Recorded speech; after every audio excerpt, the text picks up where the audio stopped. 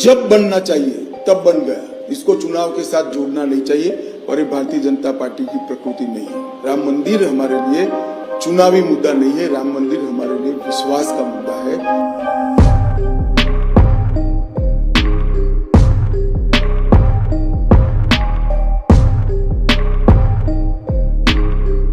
बोलो सियावर रामचंद्र की।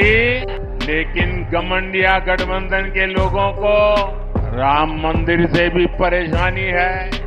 भाई और बहनों, सालों तक रामलल्ला को टेंट में बिठाए रहे। राम जन्मभूमि का केस लटका कर रखा, अटका कर रखा, भटका कर रखा। मोदी जी को दूसरी बार प्रधानमंत्री बनाया, एक ही झटके में केस भी गया, भूमि पूजन भी हुआ और रामलल्ला का प्राण प्रतिष्ठा भी हो गया। ये लोग भगवान श्री राम की पूजा को पाखंड बताते हैं और ये बयान तब दिया जाता है जब अयोध्या में रामनवमी पर रामलला का सूर्य तिलक हो रहा है।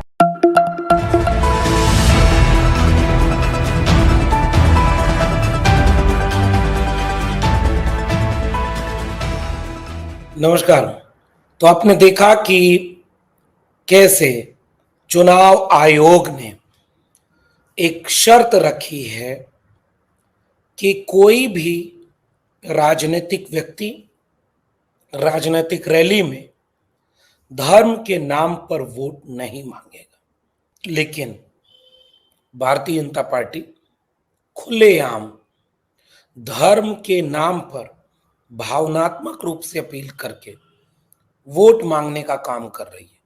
भारतीय जनता पार्टी की तरफ से सबसे बड़े नेता खुल करके धर्म, राम मंदिर, आस्था, विरासत, इसके नाम पर वोटरों से अपील कर रहे हैं। जैसे गृह मंत्री का आपने ये वाला भाषण सुना होगा। हम तो कांग्रेस भी अगर राम मंदिर बनाती, हालांकि ये बनाएंगे नहीं, मगर बनाती तो हम इतने ही खुश होते। जब बनना चाहिए तब बन गया। इसको चुनाव के साथ जोड़ना नहीं चाहिए और ये भारतीय जनता पार्टी की प्रकृति नहीं है। राम मंदिर हमारे लिए चुनावी मुद्दा नहीं है, राम मंदिर हमारे लिए विश्वास का मुद्दा है। वो साफ कह रहे हैं, कांग्रेस बनाती तो सम्मान करते, बीजेपी बनाई है, इसका मतलब तो यही हुआ। लेकिन राम मंदिर बना है सुप्रीम कोर्ट के आदेश पर। मंदिर का काम लंबे समय से विवादित रहा, मस्जिद और मंदिर के बीच झगड़ा रहा। आस्था की बुनियाद पर यह लड़ाई जब आगे बढ़ती चली गई तो सुप्रीम कोर्ट ने फैसला दिया, जिस फैसले के आधार पर मंदिर बन गया। चुनाव के बीच बार बार मंदिर का जिक्र करना और इस प्रकार के वायदों के साथ कि कैसे मंदिर के नाम पर वोट मिल जाए, नरेंद्र मोदी लगातार अपने भाषणों में खुल करके मंदिर के नाम पर वोट मांग रहे हैं।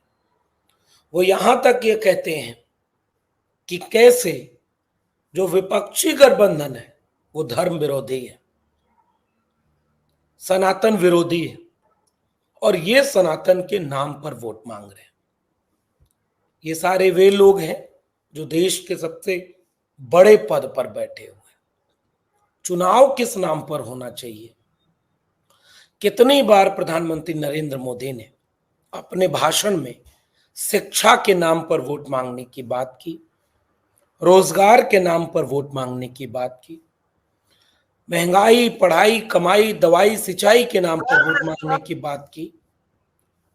यह सब कुछ दिखा रहा है 23 करोड़ लोग गरीबी रेखा के नीचे चल गए और नीति आयोग की एक रिपोर्ट के आधार पर बीजेपी कहती है कि 25 करोड़ लोगों को उसने गरीबी रेखा के ऊपर निकाल दिया। यह किसी भी देश के लिए स्वस्थ परंपरा नहीं है।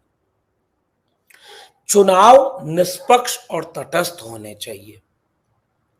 पहले चरण की वोटिंग भी हुई फिर से मशीन खराब होने की शिकायतें, पश्चिमी उत्तर प्रदेश से वोटरों को परेशान किए जाने की शिकायतें, मतदान की गति धीमी कर देने की शिकायतें, खुद प्रत्याशी पोलिंग बूथ पर जा जा करके उसकी वीडियो बना करके मीडिया के जरिए ये खबरें आप तक आती रही।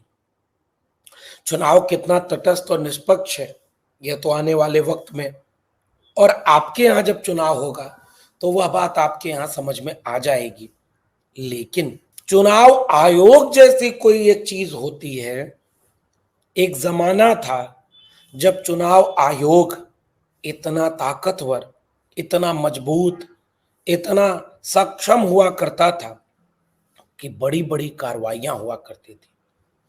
अब तो लंबे अरसे से ऐसा लगता है कि चुनाव आयुक्त प्रेस कॉन्फ्रेंस में आकर शायरी सुनाने से आगे बढ़ करके अब कोई ऐसा नया काम नहीं कर रहे जिससे लोगों का यकीन चुनाव आयोग जैसी संस्था पर बने। चुनाव आयोग की जिम्मेदारी है कि वह तटस्थ, निष्पक्ष वोट कराए और कोई भी जो आचार संहिता का एक पैमाना कसौटी बनी हुई है उस कसौटी पर चल करके अगर लिखा है उसमें कि धर्म के नाम पर आप वोट नहीं मांग सकते, धर्म, जाति, भाषा के आधार पर वोट मांगा तो कार्रवाई होगी, ये चुनाव आयोग कहता है। वहीं बीजेपी का बिहार का ट्विटर हैंडल खोल करके लिखता है वोट देने जा रहे हैं तो याद जरूर रखिएगा रामलला का मंदिर किसने बनवाया। फिर एक बार मोदी सरकार, यह हैशटैग और एक बड़ा सा पोस्टर, रामलला का मंदिर किसने बनवाया। बीजेपी यह दावा कर रही है कि रामलला का मंदिर उसने बनवाया है और खुलेआम मंदिर के नाम पर वोट मांग रही है। क्या यह चुनावी आचार संहिता का उल्लंघन नहीं है? क्या यह इस तरह की समस्या, संकट और निष्पक्ष चुनाव के सामने एक चुनौती बनकर नहीं आ गया है? क्या आपने अब तक चुनाव आयोग को इस पर किसी भी तरह की कार्रवाई करते देखा? जब प्रधानमंत्री नरेंद्र मोदी खुद खुलेआम केवल आस्था और विश्वास के नाम पर बार बार राम मंदिर का जिक्र कर रहे हैं, बार बार विपक्ष को धर्म विरोधी बताते जा रहे हैं, बार बार वो पूरे चुनाव को धर्म के केंद्रीय मुद्दे पर लड़ना चाह रहे हैं, क्योंकि ऐसा लगता है जितना खामोशी से, जितना चुपचाप यह चुनाव चल रहा है, नरेंद्र मोदी के अपने इंटेलिजेंस के जरिए शायद इस बात की भनक लग चुकी है कि इस बार जनता उनके गारंटी जैसे जुमले पर यकीन नहीं कर रही है और जिसके चलते उनकी परेशानी बढ़ती जा रही। जब कोई बहुत ज्यादा परेशान होता है तो खींच करके विपक्षी दल के नेताओं पर चारित्रिक हमले करता है, उन्हें जेल में डालता है और बार बार अपने बुनियादी मुद्दे पर लौट आता है। भारतीय जनता पार्टी अपने सबसे बुनियादी मुद्दे मंदिर, मस्जिद, आस्था, हिंदू, मुसलमान, इसी पर आ चुकी है। और शिकायत इस बात से नहीं है कि भारतीय जनता पार्टी ऐसा कर रही है, शिकायत इस बात से होनी चाहिए कि इस देश में चुनाव आयोग नाम की एक स्वायत्त, स्वतंत्र, निष्पक्ष संस्था हुआ करती थी जो तुरंत एक्शन लेती थी, तुरंत ये देखती थी कि अगर कुछ गलत हो रहा है तो संज्ञान ले और कार्रवाई करे।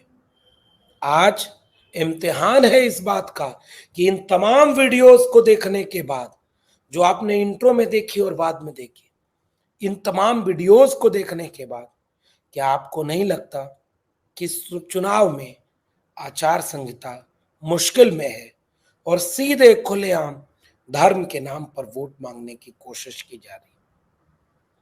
क्या यह उचित है? और क्या इससे बीजेपी की हताशा सामने नहीं दिख रही? और क्या ये बीजेपी की सबसे बड़ी चाल तो नहीं कि जब सारे मुद्दे फेल हो रहे हो, जनता अपने मुद्दों पर चुनाव लड़ रही हो और जनता चुनाव लड़ रही हो, तो नरेंद्र मोदी वापस अपने उसी मुद्दे पर लौट गए हैं। आपका क्या मानना है नीचे कमेंट बॉक्स में जरूर बताइएगा। फिर मिलेंगे किसी और टिप्पणी के साथ। हमारे चैनल के साथ जुड़ने के लिए सब्सक्राइब करें और बेल नोटिफिकेशन दबाना ना भूलें।